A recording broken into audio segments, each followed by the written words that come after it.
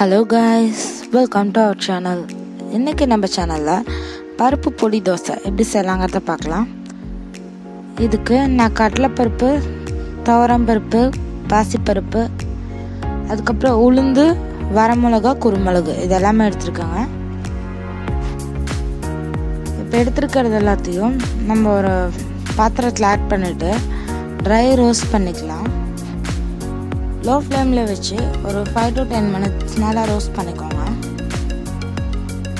கூட கார்லிக் 4-5 பல் எடுத்துக்கலாம்.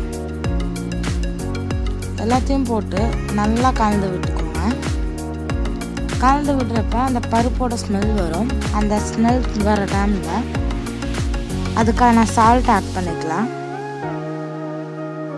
ஆட் பண்ணிவிட்டு இதை நல்லா கலந்து விட்டுருங்க. கலந்து விட்டுட்டு ஒரு கருவேப்பிலையை அதில் ஆட் பண்ணி அதையும் நல்லா கலந்து விட்டுருங்க. கருவேப்பிலை போட்டு ஒரு 2 minutesல நீங்கள் ஆஃப் பண்ணிடுங்க. அந்த பருப்போட ஹீட்டுக்கு வந்து அதுவும் ரோஸ்ட் ஆகிக்கும். அப்புறம் அது ஆறினதுக்கப்புறமா நம்ம அரைச்சி ஒரு பாட்டிலில் ஸ்டோர் பண்ணி வச்சிடலாம். ஸ்டோர் பண்ணி வச்சுட்டு தோசை ஊற்றிட்டு அந்த மாவு காயறதுக்குள்ளே மேலே பொடியை தூவிக்கோங்க.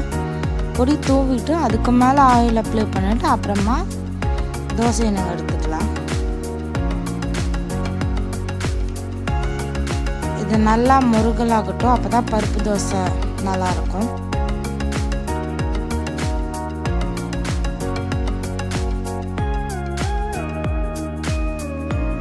இது நல்லா கிறிஸ்பியாகட்டுங்க, அப்போ தான் முறுமுறுன்னு பருப்பு பொடி தோசை நல்லாயிருக்கும். அவ்வளோதான், நம்மளோட பருப்பு பொடி தோசை ரெடி. தேங்க்ஸ் ஃபார் வாட்சிங். நம்ம சேனல் லைக் பண்ணுங்கள், ஷேர் பண்ணுங்கள். இது வரைக்கும் சப்ஸ்கிரைப் பண்ணாதவங்க எல்லாம் சப்ஸ்கிரைப் பண்ணிக்கோங்க.